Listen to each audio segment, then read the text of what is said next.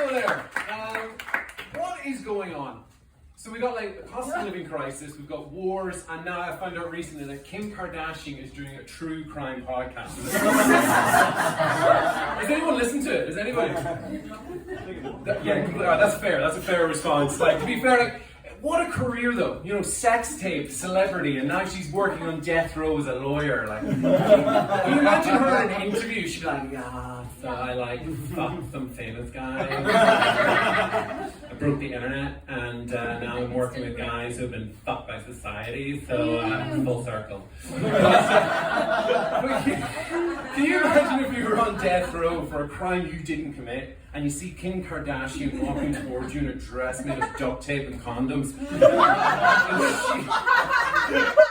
and she is your last hope? You know what I mean? It'd be like being paired with a weird kid on a school trip, you know? It's just going to be a bad trip all around, you know? But speaking of weird, has anyone watched any of the Stacey Dooley documentaries? I cannot get it. Does someone whoop? Yeah. I can't get enough of them. They're amazing, aren't they? Yeah.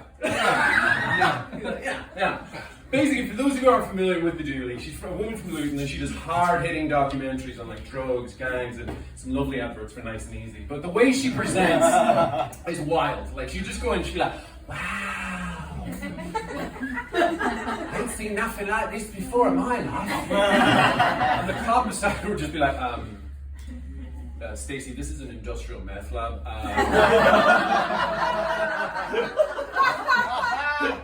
I'd be worried if you hadn't seen anything like that. And another episode, she met this former gang member in Chicago, and 65 of his friends have been killed in gang warfare, and her response was, yeah, it's not on, is it?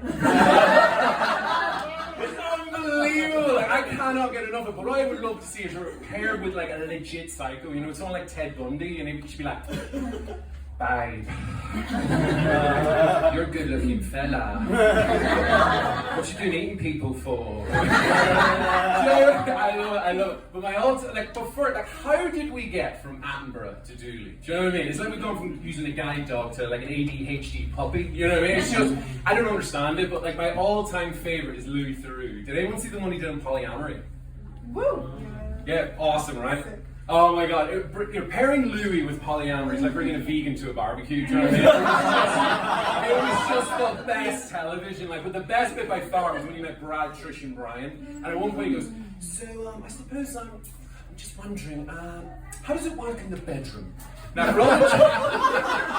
for all the tension behind this question, you may as well just look at the camera and go, so they go in, and it's Brad, Trish, and Brian spooning, and it's just Louis peering down at them. And then he goes, he asks the inevitable question, so, what happens when it gets a bit more physical? Now this is where Brian pipes up and he goes, well, I can't last very long. So when I finish, I go downstairs and play Xbox, but Brad can last a really long time. The camera cuts to Brad and he's like, and Louis just acting like they're talking about the weather. He's like, oh really? Yeah, well done, Brad, well done. But I would love to see like Attenborough in that situation. Like, you know what I mean? It would just be amazing. He'd be like, as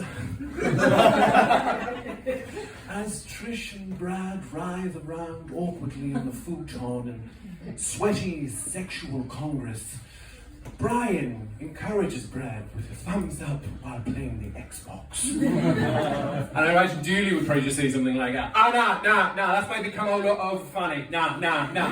Look at Brad go.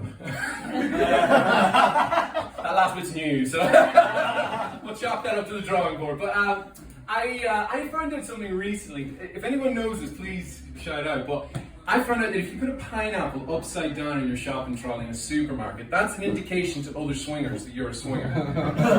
Did anybody else know this? No one wants to admit it. I was stunned when I found this, and it actually explained something, because I was at Aldi recently, because I don't like little, and this woman walked up to my trolley and very purposely fixed me with some like intense eye contact and placed a coconut in my trolley, and then kind of sauntered away very suggestively. Is a coconut a sign of swinging? No? Okay, that makes sense. To be fair, she was in her 80s, so it's probably more dementia than actual swinging. Like, but I was talking to my girlfriend about it, and she was like, you know, would you ever try it? And I thought, yeah, fuck it, I would. So I'm single now, and I went on a date with this girl called Margot, and she was exactly as posh as you're imagining. She had all the hallmarks, you know, the disheveled hair, a barber jacket, and what can only be described as a ferocious appetite for cocaine. And at one point, she was like, Stella, I just love working in the shelter because my heart really goes out to the animals because I'm a natural empath. And at this point, the girl at the table next to us just politely asked if Margot could move her chair, to which Margot replied, "Why don't you move your chair?" Dad's always teasing me, you know? I was stunned. It came out of nowhere. Like, for the rest of the night when we were having sex, I just couldn't stop thinking about it. Like, it was just so awkward. I think that's my time, so I gotta go. Guys, you've been lovely. Thank you so much.